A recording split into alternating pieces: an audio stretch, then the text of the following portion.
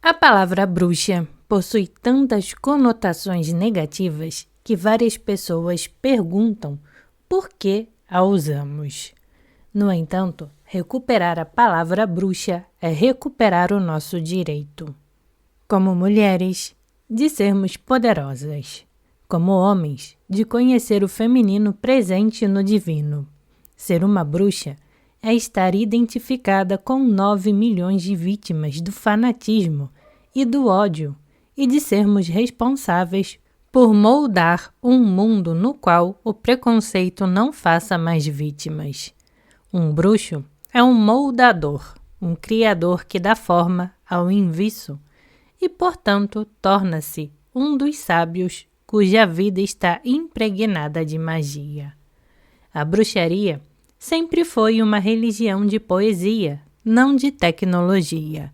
Os mitos, as lendas e os ensinamentos são compreendidos como metáforas daquilo que não pode ser dito. A realidade absoluta que as nossas mentes limitadas jamais conseguem aprender completamente. Os mistérios do absoluto nunca podem ser explicados somente sentidos ou intuídos.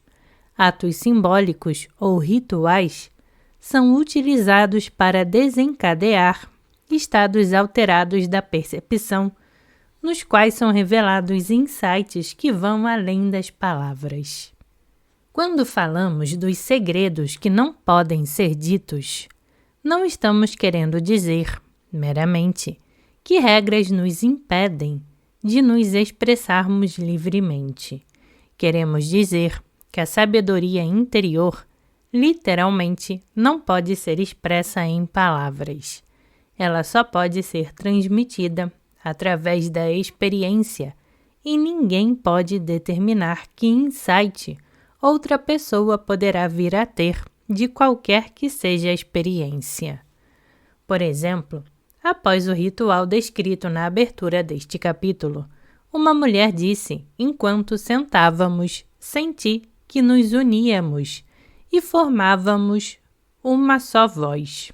Percebi uma unidade entre todos. Outra mulher afirmou, fiquei ciente de como o cântico soava diferente para cada um de nós, de como cada pessoa é única. Um homem declarou simplesmente, eu me senti amado. Para um bruxo, todas estas declarações são igualmente verdadeiras e válidas.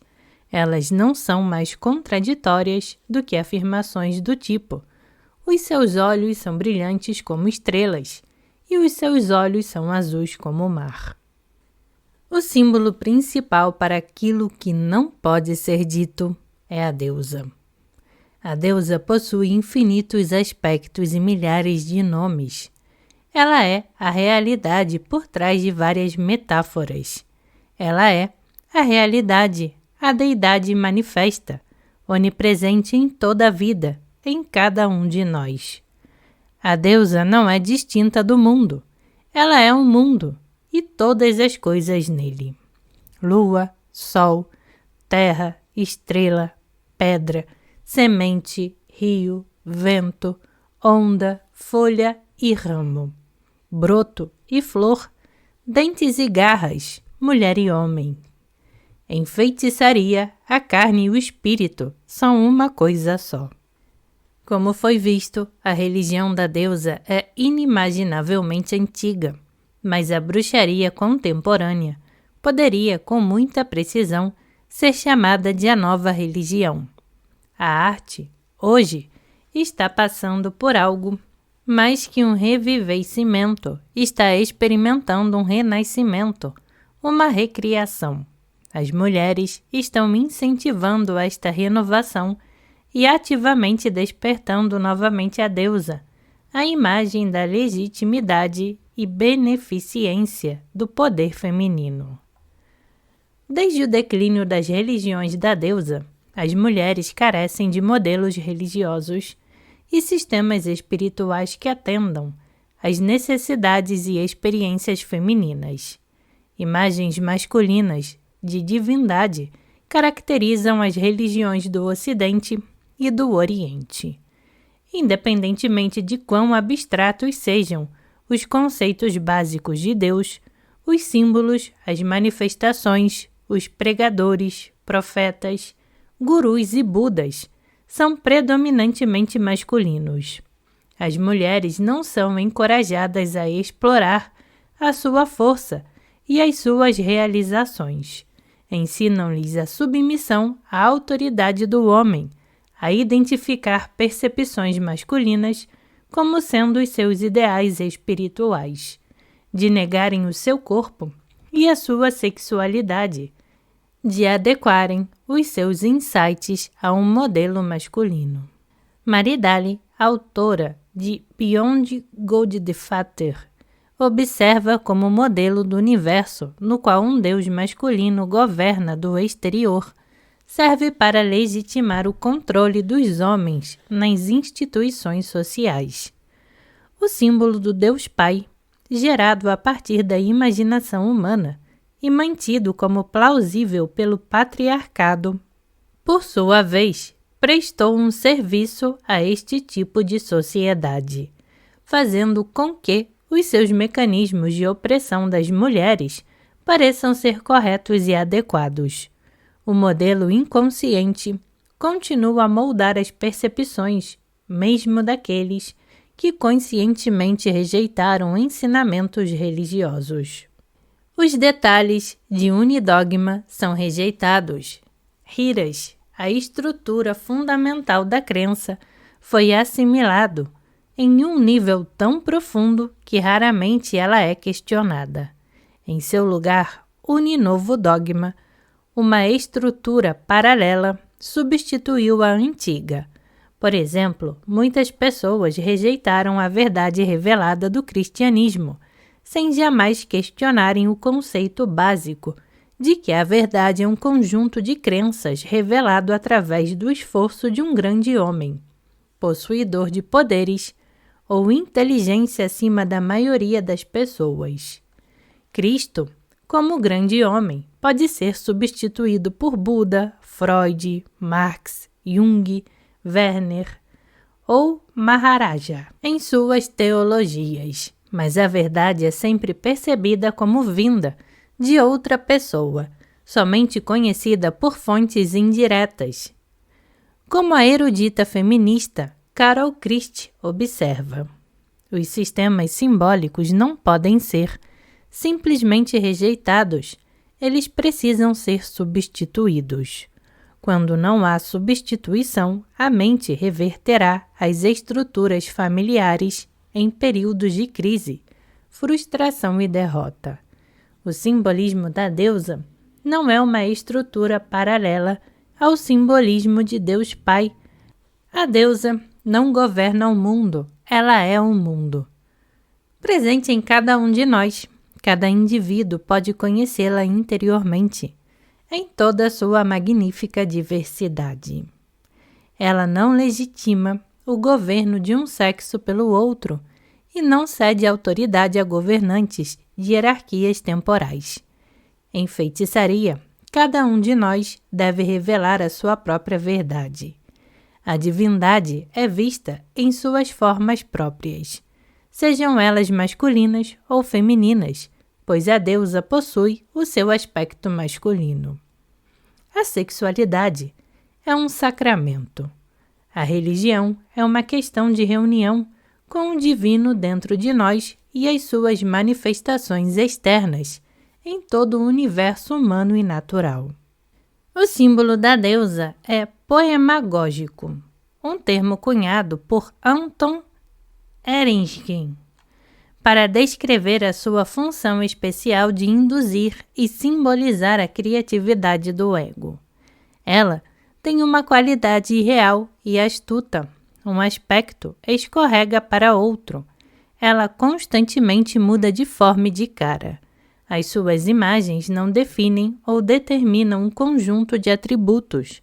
Elas produzem inspiração, criação, fertilidade da mente e do espírito. Uma coisa torna-se outra. Na mãe. Cântico ritual para o solstício de inverno. A importância do símbolo da deusa para as mulheres deve ser enfatizada.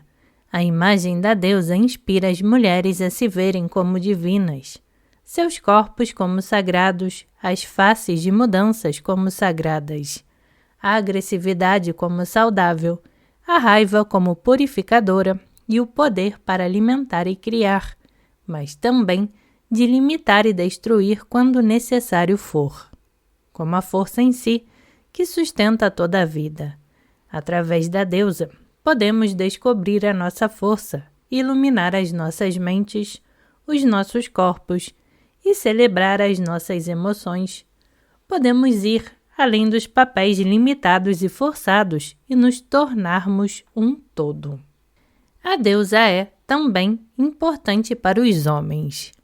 A opressão dos homens em um patriarcado governado por Deus Pai é talvez menos óbvia, mas não menos trágica que a das mulheres. Os homens são estimulados a se identificarem com um modelo a que nenhum ser humano pode, com sucesso, rivalizar. Serem pequenos governantes de universos limitados. Eles vivem uma divisão interna, com um espiritual que supostamente busca dominar as suas naturezas emocional e animal mais primárias. Lutam consigo no Ocidente para dominar o pecado, no Oriente para dominar o desejo ou o ego. Poucos escapam desses embates sem prejuízos.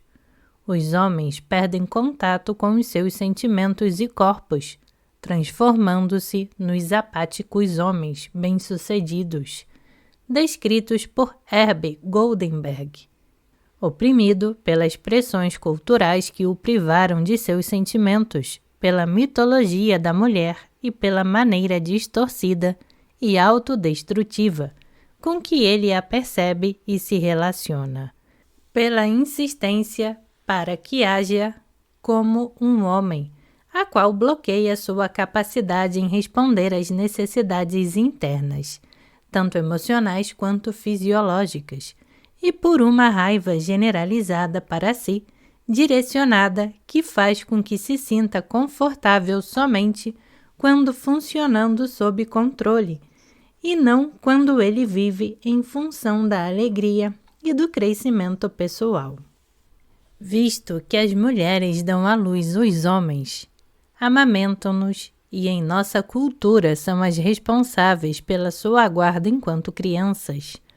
Todo homem criado em um lar tradicional desenvolve intensa identificação primitiva com a mãe e, consequentemente, traz consigo uma forte impressão feminina. O símbolo da deusa permite que os homens experimentem e integrem o lado feminino de suas naturezas, que com frequência prova ser o aspecto mais profundo e sensível do self. A deusa não exclui o homem, ela o contém, assim como a mulher grávida contém um filho. O lado masculino dela incorpora tanto a luz solar do intelecto quanto a energia animal selvagem e indomada. O nosso relacionamento com a Terra e as outras espécies que dividem este espaço conosco também tem sido condicionado pelos nossos modelos religiosos. A imagem de Deus, estando fora da natureza, proporcionou-nos fundamento lógico para a nossa destruição da ordem natural e justificou o nosso saque em relação aos recursos da terra. Tentamos dominar a natureza do mesmo modo que buscamos dominar o pecado. Somente agora, quando os resultados da poluição e da destruição ecológica tornaram-se graves o suficiente para ameaçarem até mesmo a adaptação urbana da humanidade, é que reconhecemos a importância do equilíbrio ecológico e a interdependência de todas as formas de vida. O modelo da deusa, que é imanente por natureza, estimula o respeito pelo espírito sagrado de todas as coisas vivas. A feitiçaria pode ser vista como uma religião ecológica. O seu objetivo é a harmonia com a natureza, de modo que a vida não apenas sobreviva, mas viceje. A ascensão da religião da deusa faz com que algumas feministas politicamente orientadas sintam-se inconfortáveis. Temem que ela desviará a energia necessária das ações que buscam efetuar mudanças sociais. Mas, em áreas tão profundamente arraigadas como a das relações entre os sexos, as verdadeiras mudanças sociais só podem acontecer quando os mitos e símbolos de nossa cultura forem transformados. O símbolo da deusa fornece o poder espiritual para desafiar sistemas de opressão e para criar culturas novas, orientadas para a vida. A feitiçaria moderna é um rico caleidoscópio de tradições e orientações. Os covens, pequenos e unidos grupos que formam as congregações da feitiçaria, são autônomos. Não existe nenhuma autoridade central a determinar liturgias ou ritos. Alguns covens realizam práticas que foram passadas em uma linha sucessória ininterrupta, desde antes da época das fogueiras. Outros praticam seus rituais a partir de líderes de renascimentos modernos da arte. Gerald Gardner e Alex Sanders, ambos ingleses, são os que disseminaram o maior número de seguidores. Os covens feministas são provavelmente os que mais crescem na arte. Muitos são diânicas, uma seita de feitiçaria que coloca muito mais em evidência o princípio feminino do que o masculino. Outros covens são abertamente ecléticos, criando as suas próprias tradições a partir de várias fontes. Meus covens são baseados na tradição das fadas, que vem dos duendes da Inglaterra da Idade da Pedra. Mas pensamentos em criar os nossos próprios rituais, os quais refletirão as nossas necessidades e insights atuais. A filosofia e a teologia, uma palavra cunhada pela estudiosa das religiões Naomi Goldenberg, de Thea, a palavra grega para deusa, subjacentes aos mitos deste livro são baseadas na tradição das fadas. Outras bruxas talvez discordem de detalhes, mas os valores e atitudes globais expressados são comuns a todos da arte. Muito do material das fadas é ainda mantido em segredo, portanto, vários dos rituais, cânticos e invocações vêm da nossa tradição criativa. Em feitiçaria, um cântico não é necessariamente melhor por ser o mais antigo. A deusa está continuamente se revelando e cada um de nós é potencialmente capaz de escrever a nossa própria liturgia. Apesar da diversidade, existem ética e valores que são comuns a todas as tradições da bruxaria. Baseiam-se no conceito da dança como modelo imanente no mundo e em todas as formas de vida, incluindo os seres humanos. Teólogos familiarizados com os conceitos judeu-cristãos têm dificuldades, às vezes, em compreender como uma religião, como a feitiçaria pôde desenvolver um sistema ético e um conceito de justiça. Se não há uma divisão entre o espírito e a natureza, nenhum conceito de pecado, nenhum mandamento ou convenção contra os quais possamos crer, de que maneira as pessoas são capazes de agir eticamente. Mediante quais critérios julgam os seus atos quando o juiz exterior foi removido de seu lugar como regente do cosmo? E se a deusa é imanente no mundo, por que lutar por mudanças ou esforçar-se por seus ideais? Por que não florescer na perfeição da divindade?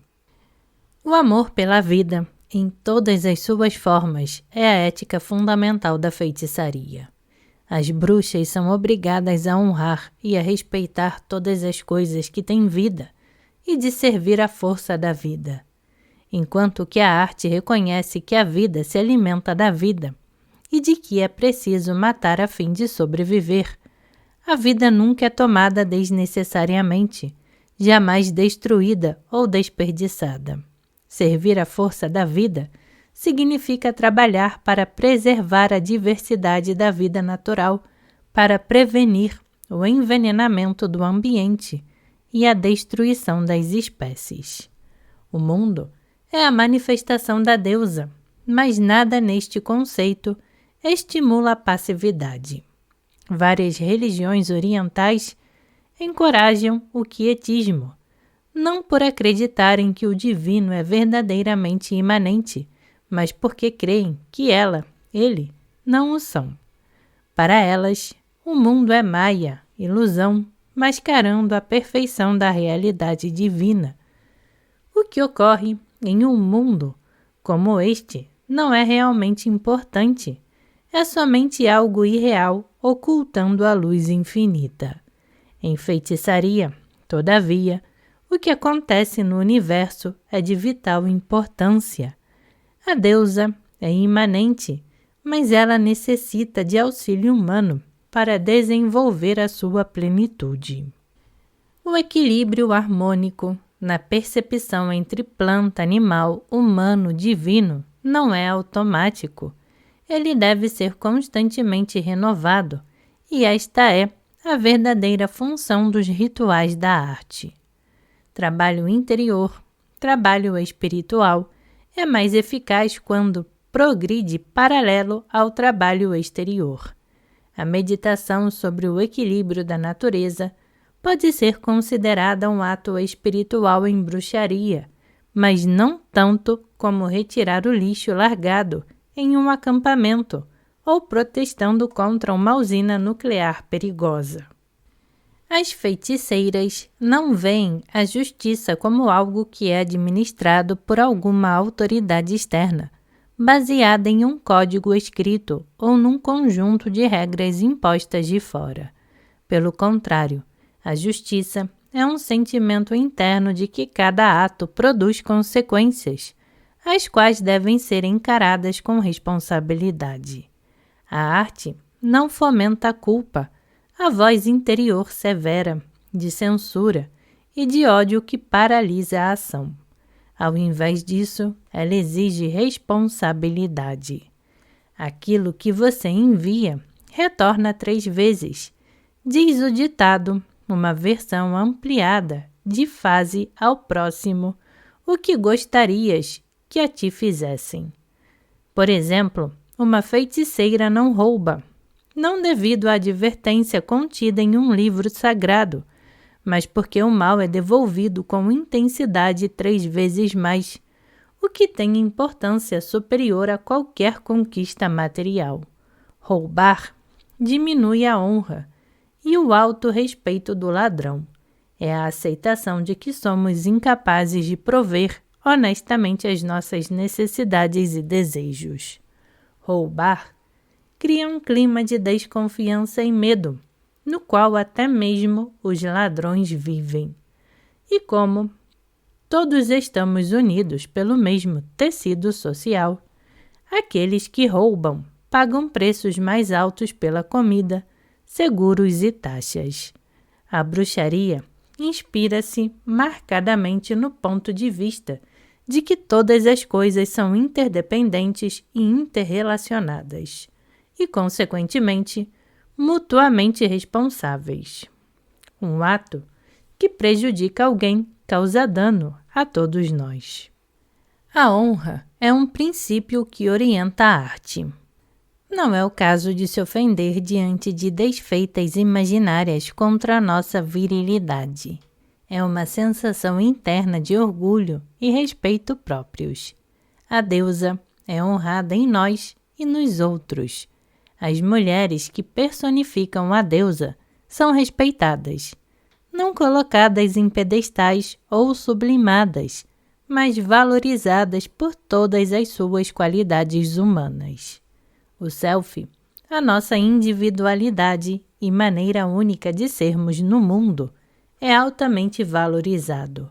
A deusa, assim como a natureza, ama a diversidade.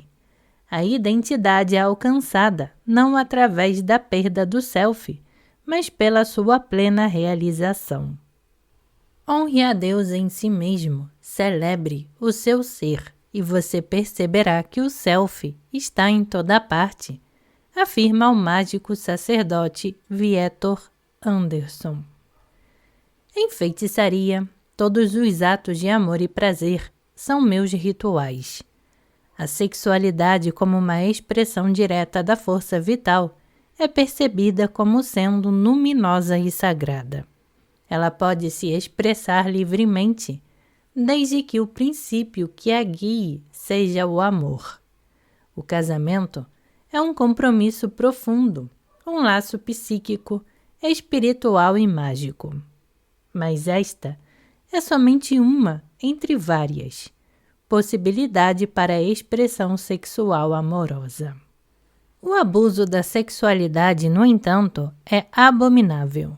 O estupro, por exemplo, é um crime intolerável, visto que desonra a força vital, transformando a sexualidade em uma expressão de violência e hostilidade no lugar do amor. A mulher tem o direito sagrado de controlar o seu próprio corpo, assim como o homem. Ninguém possui o direito de forçar ou coagir outrem. A bruxaria valoriza a vida, abordando-a como uma atitude de alegria e admiração, bem como o senso de humor. A vida é vista como uma dádiva da deusa. Se existe sofrimento, nossa tarefa não é a de nos resignarmos, mas trabalhar em prol de mudanças. Mágica, a arte de perceber e moldar as forças sutis e invisíveis que fluem através do universo e despertar níveis mais profundos de consciência, além do racional, é um elemento comum a todas as tradições da feitiçaria. Rituais da arte são ritos mágicos, estimulam a percepção do lado oculto da realidade e despertam poderes há muito esquecidos da mente humana. O elemento mágico em feitiçaria é desconcertante para muitas pessoas. Grande parte deste livro é dedicada à exploração profunda do significado verdadeiro da mágica, mas gostaria de comentar, aqui, a respeito do temor expressado por algumas pessoas, de que a bruxaria e o ocultismo alimentam tendências ou estão ligados ao nazismo. Parece existir indícios de que Hitler e outros nazistas eram ocultistas, isto é, poderiam ter praticado algumas das mesmas técnicas exercitadas por aqueles que buscam expandir os horizontes da mente. A magia, assim como a química, é um conjunto de técnicas que podem ser utilizados a serviço de qualquer filosofia. A ascensão do Terceiro Reich mexeu com o desencanto dos alemães e abriu caminho para o anseio profundo de recuperar tipos de experiências que a cultura ocidental havia ignorado por muito tempo. É como se tivéssemos sido treinados desde a infância a jamais utilizarmos o braço esquerdo. Os músculos atrofiaram-se parcialmente, mas reclamam a falta de uso. Hitler perverteu esse anseio e transformou em crueldade e terror. Os nazistas não eram devotados à deusa, denegriram as mulheres, relegando-as à posição de animais reprodutores, cujo papel era de produzir mais guerreiros arianos. Eram o patriarcado perfeito, o derradeiro culto guerreiro, não servos da força vital. A bruxaria não possui o ideal do super-homem, criado à custa de raças inferiores. Em feitiçaria, todas as pessoas são percebidas como deuses manifestos, e as diferenças de cor, raça e costumes são recebidos como sinais da beleza infinita da deusa. Igualar bruxas e nazistas, por ambos não serem judeu-cristãos e dividirem os mesmos elementos mágicos, é como afirmar que cisnes são na realidade escorpiões, porque nenhum deles são cavalos, mas possuem rabos. A bruxaria não é uma religião das massas, de espécie alguma. Sua estrutura é celular, baseada em covens, pequenos grupos de até 13 membros, que aprovam tanto a divisão comunitária como a independência individual. Solitárias, as bruxas que preferem venerar a deusa a sós são a exceção. Os covens são autônomos, livres para utilizarem quaisquer rituais, cânticos e invocações que escolherem. Não existe um livro padrão de liturgias ou de orações. Elementos podem mudar, mas os rituais da arte seguem, inevitavelmente, os mesmos padrões fundamentais. As técnicas de magia, que foram denominadas pela ocultista Dion Fortune como a arte de alterar a consciência através da vontade, são utilizadas para obter resultados materiais, como curas, visto que na arte não há uma divisão entre espírito e matéria. Cada ritual tem início com a criação de um espaço sagrado, a disposição do círculo, que estabelece um templo no coração de uma floresta ou no centro da sala de estar do líder do coven. Deusa e Deus são, então, invocados ou despertados dentro de cada participante e são considerados como fisicamente presentes no círculo e nos corpos dos veneradores. O poder, a força sutil que molda a realidade, é evocado através de cânticos ou danças e pode ser conduzido por um símbolo ou uma visualização. Com a elevação do cone do poder vem o êxtase, que pode então levar a um estado de transe, no qual visões surgem e insights são percebidos. Alimentos e bebidas são partilhados e os líderes voltam à realidade e relaxam, desfrutando de um período de socialização.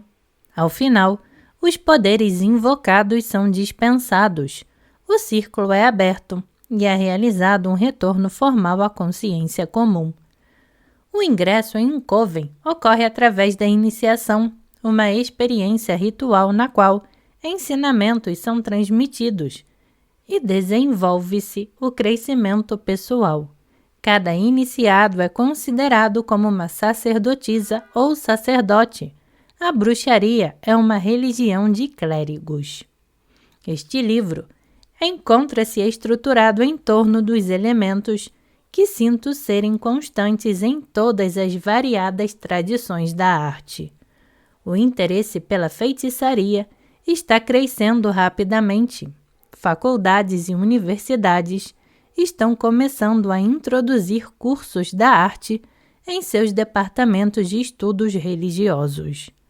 Mulheres, em número cada vez maior, estão se voltando para a deusa. Existe uma necessidade urgente por material que explique inteligentemente a bruxaria para aqueles que não são bruxos, em profundidade suficiente para que ambas, a prática e a filosofia, possam ser compreendidas. Visto que entrar em um coven é um processo lento e delicado, existem muito mais pessoas que desejam praticar a arte do que covens para acomodá-las. Portanto, este livro também traz exercícios e sugestões práticas que podem conduzir a uma prática pessoal da arte. Uma pessoa abençoada com imaginação e quantidade moderada de ousadia pode também utilizá-lo como um manual para iniciar a sua própria assembleia. Todavia, ele não foi desenvolvido para ser seguido submissamente. Assemelha-se mais a uma partitura básica de música, sobre a qual é possível improvisar.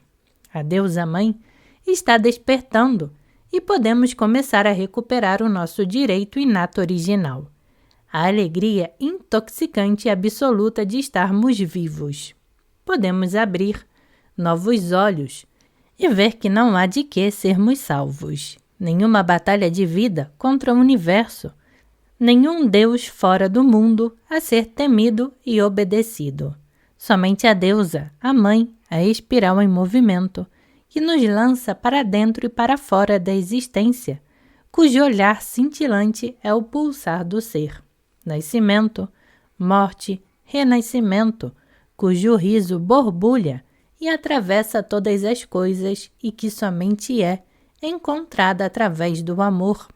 Amor pelas árvores, pedras, céu e nuvens, flores perfumadas e ondas imensas, por tudo que corre e voa, e nada, e rasteja em sua face, através do amor por nós mesmos, do amor orgásmico de criação do mundo e dissolução da vida pelo outro. Cada um de nós, a sua própria estrela, seu filho, seu amante, seu bem-amado, ela mesma.